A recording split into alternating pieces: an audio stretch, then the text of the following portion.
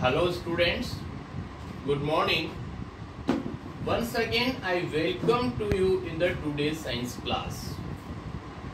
Beta, in the last video we study about the methods of the food preservation. पिछले video में बेटा हमने ये पढ़ा कि किस तरीके से हम अपने फूड को लॉन्ग टाइम तक प्रिजर्व रख सकते हैं उनके बारे में हमने पढ़ा था. नियर अबाउट 8 प्रोसेस हमने पढ़े. उसमें नेम बता रहा हूँ only. Refrigeration by common salt, by sugar, by oil and vinegar, boiling, pasteurization, canning और केमिकल प्रिजर्वेटिव. इतने टॉपिक्स के बारे में हमने पढ़ा. लेकिन आज अपना नेक्स्ट टॉपिक होगा बेटा अबाउट द नाइट्रोजन साइकिल. आपको पता है इस एनवायरनमेंट के अंदर बहुत सारी चीजों के साइकिल्स अवेलेबल होते हैं. साइकिल का मतलब वो one form to another form transfer होते रहते हैं इनसाइड द लिविंग बॉडीज और आउटसाइड द लिविंग बॉडीज, और इसी चीज को हम बोलते हैं साइक्लिंग वे. अब यहाँ पर हम कुछ भी बात नहीं करेंगे बेटा. फर्स्ट नंबर अपना टॉपिक आ रहा है about the nitrogen cycle. Nitrogen elements के बारे में आपको पता है. उसका सिंबल जो होता है बेटा वो ओनली कैपिटल N होता है. That is the nitrogen. और एक गैस होती है, ये एटॉमिक फॉर्म में, और मॉलिक्यूलर फॉर्म में इसको हम N2 लिखते हैं. लेकिन एटॉमिक फॉर्म में हम इसको ओनली N से रिप्रेजेंट करेंगे. अब पहले मेरी बात सुनना. जो नाइट्रोजन अपने एटमॉस्फेयर में अवेलेबल होती है वो टोटल 78% अवेलेबल होती है. ये कौन सी नाइट्रोजन है जो कि गैसियस स्टेट में है. That is in the gaseous state. Okay sir. ये तो इसके बाद दूसरे और भी होते हैं, जैसे कंपाउंड फॉर्म में है, inside the plant body, inside the living body, हर जगह पर नाइट्रोजन भी अवेलेबल होते हैं. नाइट्रोजन हम एलिमेंट्स की बात कर रहे हैं. तो यहाँ पर कह रहे हैं कि nitrogen is an important constituent in the biomolecules. अब एक बात सुनना, यहाँ पर एक इम्पोर्टेंट टर्म आ रही बेटा अपने पास, that is biomolecules. Molecule means you know, और बायो मीन्स होता है इनसाइड द लिविंग बॉडीज. तो लिविंग बॉडीज के अंदर जो मॉलिक्यूल्स होते हैं उनमें नाइट्रोजन का सबसे इंपॉर्टेंट रोल होता है. देखना, बायोमोलिक्यूल्स कौन होते हैं? Protein, chlorophyll, nucleic acid, vitamin, ऐसे नेम आएंगे आपके पास. तो यहां पर देखना, प्रोटीन्स, विटामिन्स, और इधर भी बहुत सारे क्लोरोफिल हैं, और इधर से ये आपके पास प्रोटीन्स हैं. ये सब इस कैटेगरी के अंदर आते हैं. यहां पर हम प्रोटीन की बात कर रहे हैं, तो ध्यान से देखना, प्रोटीन, विटामिन्स, और यहां पर एक नाम हम और दे सकते हैं, that is the chlorophyll. Chlorophyll ये क्या है बेटा? Example of biomolecule. इन सब में कहीं ना कहीं नाइट्रोजन अवेलेबल होती है, लेकिन ये गैसियस फॉर्म में नहीं होगी. ध्यान रखना, गैसियस फॉर्म की टोटल एनवायरनमेंट में जो परसेंटेज होती है वो 78% होती है. अब उसके आगे की बात बता रहे हैं हम आपको. The amount of nitrogen remain constant in the atmosphere, और this is done by what? Nitrogen cycle. अब जो भी टोटल ओवरऑल परसेंटेज है एटमॉस्फेयर में वो 78% है, और वो न तो इंक्रीज होती है, मतलब कंपोजिशन में चेंजेस हो सकता है, वो कंबाइन स्टेट में हो सकती है, फ्री स्टेट में हो सकती है, inside the living body, outside of the living body हो सकती है, लेकिन उनका फाइनली जो परसेंटेज है वो 78% रहेगा. अब पहले हम डिफाइनिंग की बात कर रहे हैं बेटा. नाइट्रोजन साइकिल होता क्या है? A biochemical cycle which bring about circulation of nitrogen. मतलब यहां पर हम क्या बता रहे हैं एक ऐसा बायोकेमिकल साइकिल का मीन समझ में आ रहा है, जो लिविंग बॉडीज के अंदर केमिकल रिएक्शंस होती हैं उसके साइकिल को क्या बोलते हैं हम, बायोकेमिकल साइकिल। और वो क्या करता है बेटा, सर्कुलेशन ऑफ नाइट्रोजन कैसे करेगा, थ्रू द लिविंग और नॉन लिविंग बॉडीज। तो कभी तो वो लिविंग बॉडीज के अंदर नाइट्रोजन अवेलेबल होगी, कभी outside of the living body जो है ये अवेलेबल होगा।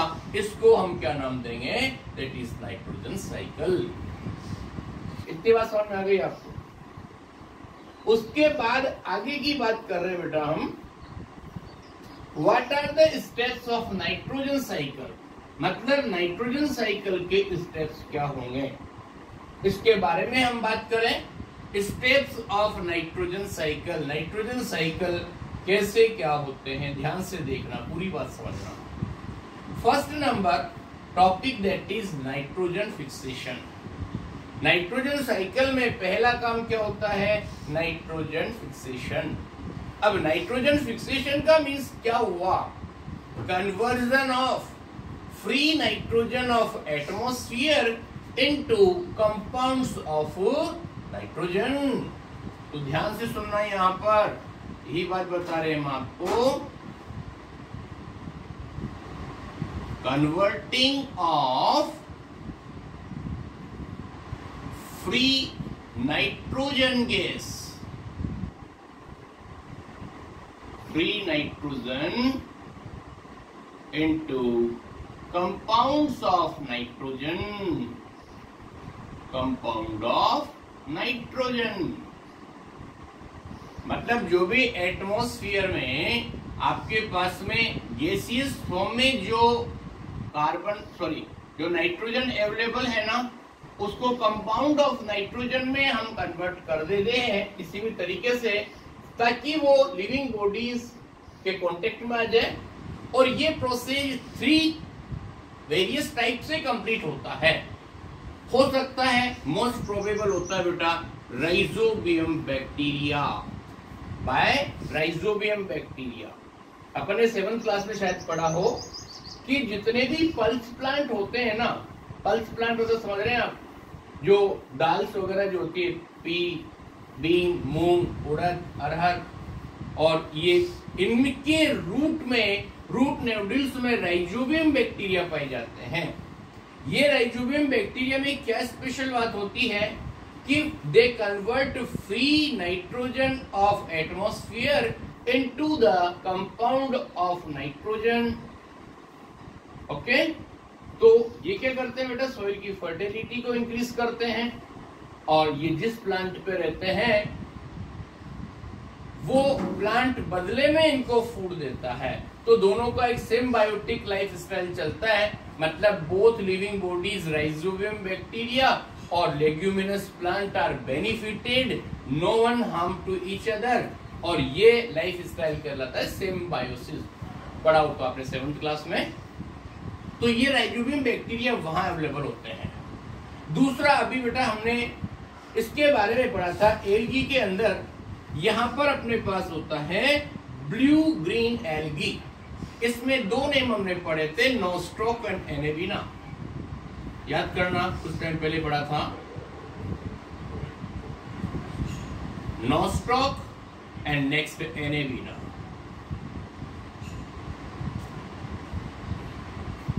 नोस्ट्रोक और एनेबिना ऐसे एल्गीज होते हैं, वो भी राइजोबियम बैक्टीरिया की तरह। देखो ये तो बैक्टीरिया थे, लेकिन ये हम एल्गी की बात कर रहे हैं। एल्गी को जनरली हम ऑटोट्रॉफ्स मानते हैं। तो वो भी क्या करते हैं, अपने कुछ प्रॉपर्टीज से, कुछ फीचर्स से नाइट्रोजन गैस को कंपाउंड ऑफ नाइट्रोजन में कन्वर्ट कर देते हैं, और वो उन एग्जांपल होंगे नोस्ट्रोक और एनेबिना। एक बात और सुनना बेटा, कभी कभी जो थंडरिंग और लाइटनिंग का वेदर होता है, तो उस टाइम पर भी nitrogen gas compound of nitrogen में चेंजेस हो जाती है। उसमें कुछ रिएक्शंस होती है बेटा। देखो ऑक्सीजन गैस हमेशा अवेलेबल होती है एटमॉस्फेयर में, नाइट्रोजन गैस अवेलेबल होती है। नॉर्मली ये दोनों एक दूसरे से रिएक्शन करती नहीं है, लेकिन जब कभी भी थंडरिंग का या लाइटनिंग का वेदर होता है, तो उस टाइम पर बिजली कड़कने से कुछ और होने से हाई टेम्परेचर डेवलप हो जाता है, वहां पर N2 और NO2 मिलकर के और ये 2NO नाइट्रस ऑक्साइड बनाते हैं। फिर बाद में ये NO3 और NO2 पहले NO2 में कन्वर्ट होगा, दैट इज द नाइट्राइट, ये -1 होता है, और ये NO3 नाइट्रेट ये -1 होता है। इनमें कन्वर्ट हो जाते हैं, इनके आगे कुछ कंपाउंड जुड़े होते हैं, सोडियम नाइट्रेट हो सकता है, calcium nitrate, sodium nitrate, calcium nitrate ऐसे हो सकते हैं। तो ये सारा पूरा प्रोसेस इसमें होगा। यहां तक हमने क्या पढ़ा कि जो भी नाइट्रोजन गैस है वो कंपाउंड ऑफ नाइट्रोजन में कन्वर्ट हो जाएगी। उसके बाद क्या होगा, यहां जो नाइट्रेट बना ना, it is absorbed by the plants. हम ये बता रहे हैं आपको, दैट इज द, हाँ एक मिनट, ये जितने भी नाइट्रेट और नाइट्रेट है रेनफॉल में वाटर के साथ में मिक्सअप होकर के और सॉइल के अंदर पहुंच जाते हैं, वहां से फिर उसको प्लांट्स इजीली एब्जॉर्ब कर लेते हैं और वो क्या करते हैं बेटा, प्रोटीन्स का फॉर्मेशन करते हैं, दैट इज द प्रोटीन्स। अब उसके बाद क्या होगा, कन्वर्जन ऑफ प्रोटीन, मतलब कि आपके पास जो भी प्रोटीन्स अवेलेबल हुए, plant protein are get converted into animal protein. मतलब देखो, आपके प्लांट्स के अंदर जो भी प्रोटीन्स अवेलेबल होंगे उनको हम क्या बोलते हैं, प्लांट प्रोटीन। जब कोई भी लिविंग बॉडी, कोई भी हर्बीवोरस उसको ईट करेगा तो उसके अंदर के प्रोटीन किसमें कन्वर्ट हो जाएंगे, इनटू द एनिमल प्रोटीन। इतनी बात समझ में आ गई? Okay sir. उसके बाद यहाँ पर एक और बात आ रही है बेटा, दैट इज एमोनिफिकेशन। या मैं बताऊं आपको, एमोनिफिकेशन का मतलब एमोनिया से होता है। अमोनिया गैस का फॉर्मूला होता है बेटा NH3। ये एक अमोनिया गैस होती है। Proteins of dead and decaying plants and animal matter are converted into ammonia by ammonifying bacteria. सुनना मेरी बात, सबसे पहले तो क्या हुआ, नाइट्रोजन को हमने किसमें कन्वर्ट कर लिया, कंपाउंड ऑफ नाइट्रोजन में, जो कि वाटर में डिसॉल्व होकर कहां पहुंच गए, इन द प्लांट बॉडी, और प्लांट प्रोटीन बन गए। प्लांट प्रोटीन्स किसमें कन्वर्ट हो गए, एनिमल प्रोटीन में। जब प्लांट और एनिमल बॉडीज खत्म हो जाती है, उस टाइम पर जो सराउंडिंग के बैक्टीरिया होते हैं वो पहले इस प्रोटीन को किसमें कन्वर्ट कर देते हैं, अमोनिया में। और इसमें कौन हेल्प करेगा, ammonifying bacteria, that is ammonifying bacteria. Ammonifying bacteria क्या करेंगे बेटा, उस अमोनिया गैस को, जो भी प्रोटीन्स हैं उनको अमोनिया में कन्वर्ट करेंगे। इसके बाद एक नेम आ रहा है यहाँ पर, नाइट्रिफिकेशन। यहाँ पर कुछ बैक्टीरिया होते हैं, वो अमोनिया जो बनी है ना उसको नाइट्राइट्स और नाइट्रेट्स में कन्वर्ट करेंगे। मैंने यहाँ पर दो बात लिखी है बेटा, यहाँ पर NO2 तो नाइट्राइट के लिए आता है और NO3 जो होता है वो नाइट्रेट के लिए आता है। इन सब की वैलेंसी जो होती है वो -1 होती है। ये सोडियम, कैल्शियम, पोटेशियम किससे भी साथ जुड़ करके पोटेशियम नाइट्राइट, पोटेशियम नाइट्रेट ऐसे कंपाउंड बना लेते हैं और ये नाइट्रिफिकेशन कहलाता है। इतनी बात समझ में आ गई? उसके बाद आगे सुनिए, nitrates are absorbed by the plants, और ये जो नाइट्रेट्स बने हैं इसमें ऊपर ये नाइट्रेट, ये प्लांट बॉडी इसको एब्जॉर्ब कर लेती है और वो अंदर चले जाते हैं। नेक्स्ट वन, अब लास्ट स्टेप आ रहा है बेटा, यहाँ पर फ्री नाइट्रोजन थी ना, उसको हमने नाइट्रोजन फिक्सेशन से कंपाउंड ऑफ नाइट्रोजन में कन्वर्ट कर लिया और बहुत सारे स्टेप्स फॉलो हो गए। लेकिन एक पर्टिकुलर टाइम के बाद जो भी आपके पास नाइट्रोजन कंपाउंड है वो इसमें क्या होता है, कन्वर्जन ऑफ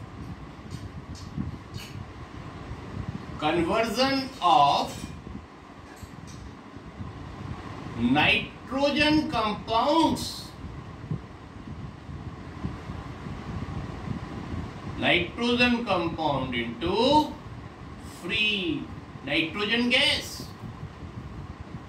यहां पर ध्यान से देखना बेटा, मतलब कुछ ऐसे बैक्टीरिया होते हैं जो कंपाउंड ऑफ नाइट्रोजन को वापस से नाइट्रोजन गैस में कन्वर्ट कर देते हैं, उनको बोलते हम डीनाइट्रीफाइंग बैक्टीरिया। तो आपके बुक के अंदर इसकी बहुत सारा एक आउटलाइन साइकिल बना हुआ दे रखा है, उसको भी आप कंप्लीट कर लेना। जब शॉर्ट आंसर तक हमने आपके भेज दिए हैं, इसके आंसर्स उनको कॉपी में कंप्लीट करना है, और इसका एक आउटलाइन डायग्राम जो लॉन्ग आंसर्स जो है वो भी आपको टाइमली व्हाट्सएप ग्रुप पे मिल जाएंगे। और please every student do complete your work any time we will say to show your homework copy. Okay, और इसमें यहां पर कुछ बात बता रहा हूं, last one that is the science bits. यहां पर बेटा एक बात लिखी है, that is the Tetra Pak. Tetra Pak क्या होता है? This aseptic packing technology can keep the food for month without refrigeration.